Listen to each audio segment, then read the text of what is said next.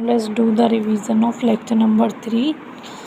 और इसके स्टार्टिंग में सर ने 20 मिनट के क्वेश्चंस करवाए थे, उसकी वीडियो मैं अलग से बना दूँगी और यहाँ से डिस्कस करते हैं।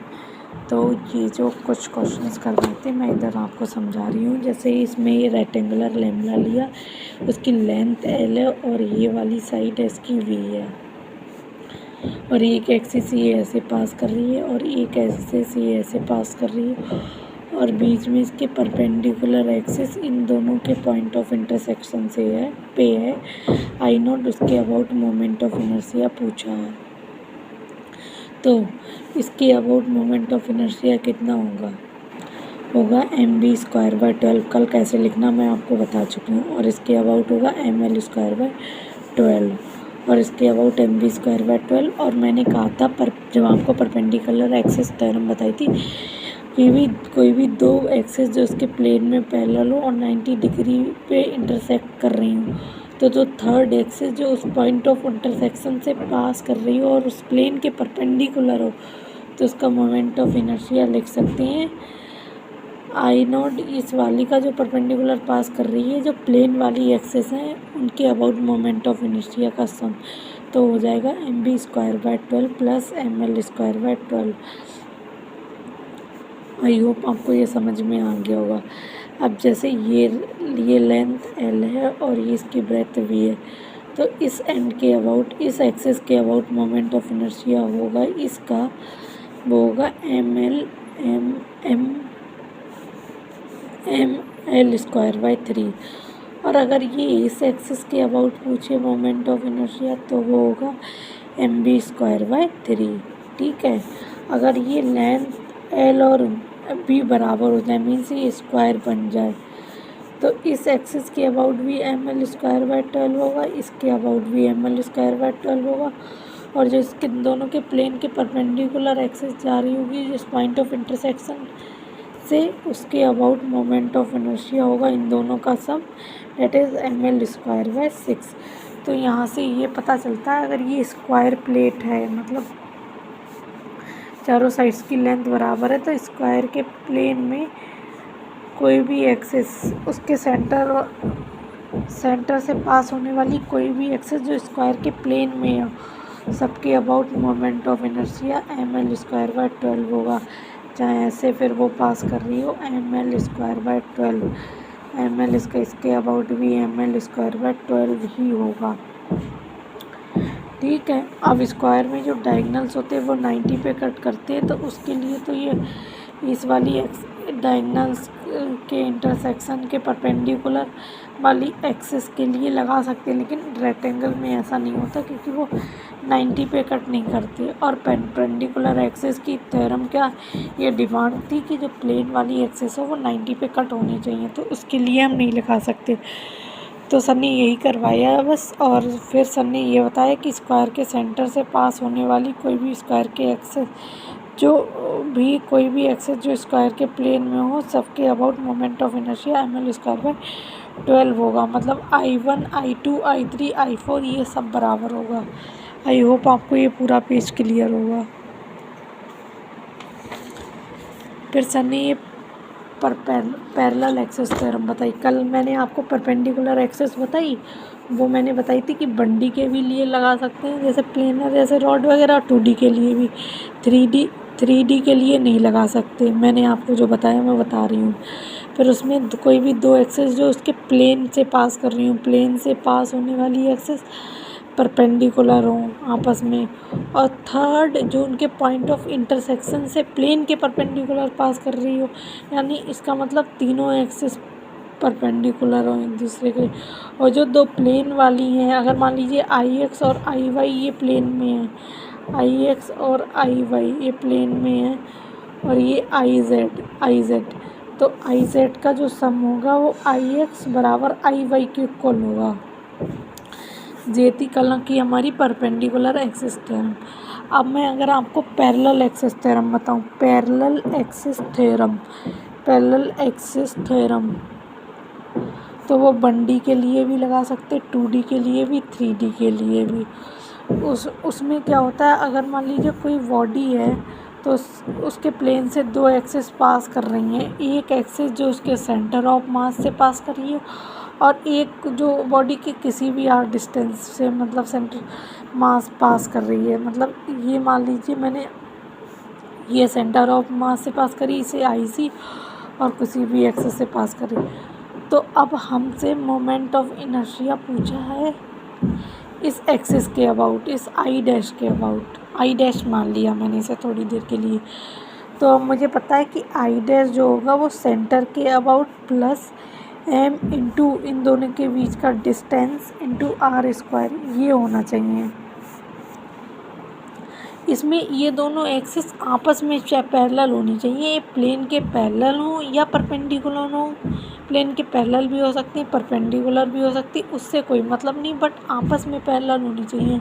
ये पैरेलल एक्सिस थ्योरम है और ये होता है टोटल मास जिस बॉडी जिसके लिए पैरेलल एक्सिस थ्योरम लगा रहे हैं। Total mass of body, total mass of body जिसके लिए पैरेलल एक्सिस थ्योरम लगा रहे हैं, जिसके लिए पैरेलल एक्सिस थ्योरम लगा रहे हैं, जिसके लिए पैरेलल एक्सिस थ्योरम लगा रहे हैं। और ये सेंटर ऑफ मास से पास होने वाली एक्सिस हो, फिर चाहे प्लेन के परपेंडिकुलर हो चाहे पैरेलल हो।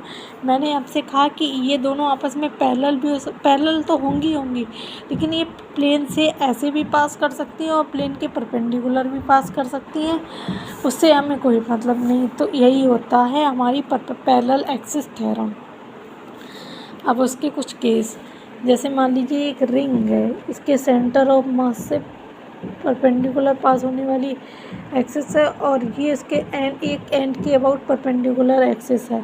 तो मतलब ये दोनों आपस में पैरेलल हुई और सेंटर ऑफ मास के अबाउट हमें मोमेंट ऑफ इनर्शिया पता होता है। ये रिंग का सेंटर ऑफ मास के परपेंडिकुलर वाली एक्सिस के अबाउट mr स्क्वायर होता है और हमें इस ए पॉइंट वाली एक्सिस के अबाउट मोमेंट ऑफ इनर्शिया पता है। तो आई इसमें ये सेंटर से पास होने वाली एक्सिस है, I moment of inertia about centre of mass, फिर into total mass of the system into perpendicular इन दोनों के बीच की डिस्टेंस, ये रेडियस के बराबर है तो इनटू mr स्क्वायर। तो यहाँ से इस एंड के अबाउट मीन्स एंड के अबाउट परपेंडिकुलर एक्सिस के लिए जो मोमेंट ऑफ इनर्शिया आया वो 2mr स्क्वायर आया। आई होप आपको समझ में आ गया। ऐसी अगर ये डिस्क होती तो डिस्क के सेंटर ऑफ मास से पास होने वाली का हमें मोमेंट ऑफ इनर्शिया पता है, वो कितना होता था mr स्क्वायर बाई 2। लेकिन ये ज़रूर ध्यान रखना मोमेंट ऑफ इनर्शिया एक एक्सिस का सेंटर ऑफ मास से पास करना ही चाहिए।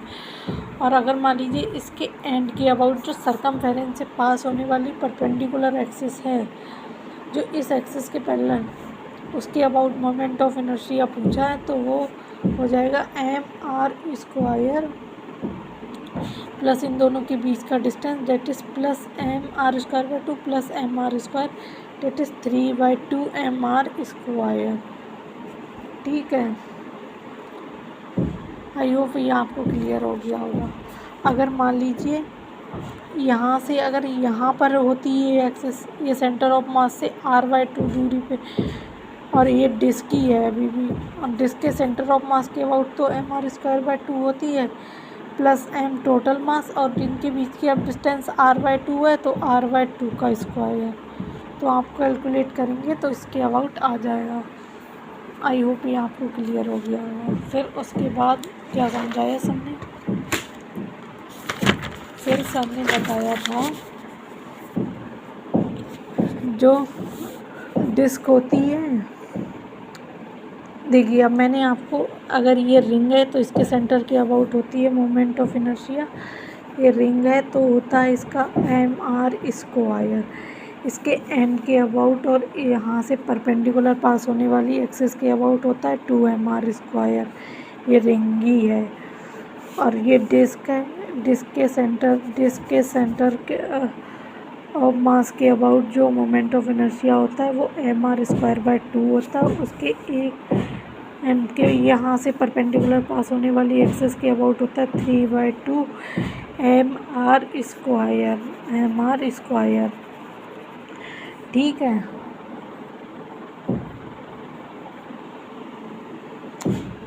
तो यही सर ने करवाया था, देखिए।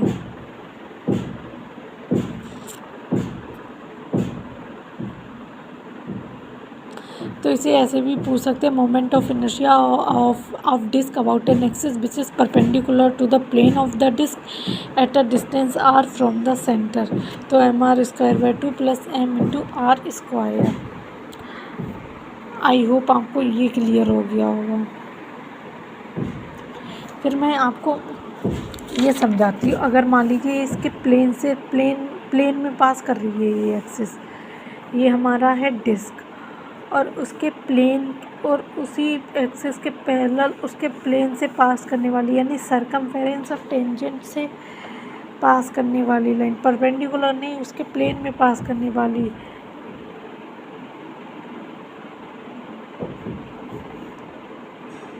प्लेन में ही पास करने वाली लेकिन इसके पैरेलल है, ये आर डिस्टेंस है बीच में दूरी। तो इस एक्सिस के अबाउट हमें पता है डिस्क के प्लेन, देखिए मैं आपको रिवाइज करवाती थी, और डिस्क के प्लेन वाली एक्सिस के अबाउट होता है एम आर स्क्वायर बाई 4। ठीक है, ये डिस्क है, डिस्क के प्लेन में पास होने वाली एक्सिस के अबाउट होता है एम आर स्क्वायर बाई 4, और रिंग के प्लेन, और सॉरी ये रिंग है, रिंग के प्लेन से पास होने वाली एक्सिस के अबाउट मोमेंट ऑफ इनर्शिया होता है एम आर स्क्वायर बाई 2। तो यहाँ पर डिस्क के इसके अबाउट होगा एम आर स्क्वायर बाई 4, ये डिस्टेंस आर है, इस बॉडी का टोटल मास एम है, तो एम इंटू आर स्क्वायर, तो ये हो जाएगा 5/4 एम आर स्क्वायर। तो मतलब इस एक्सिस के अबाउट ए एक्सिस के अबाउट मोमेंट ऑफ इनर्शिया हो जाएगा 5/4 एम आर स्क्वायर।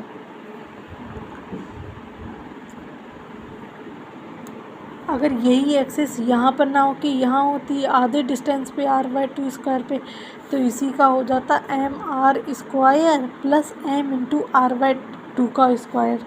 तो देखिए यही सर ने करवाया। तो moment of about an axis which is tangent to the disc in the plane of the disc, ऐसे भी ये क्वेश्चन पूछ सकते हैं लाइक दिस।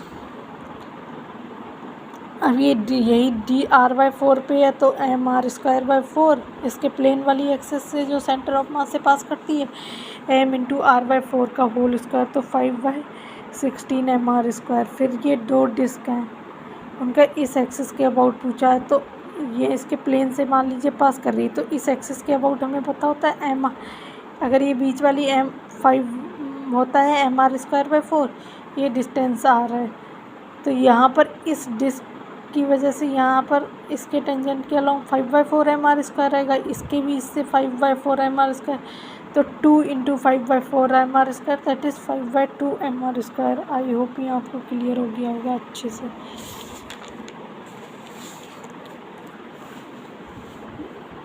बचा हुआ रिवीजन नेक्स्ट वीडियो में। Thank you.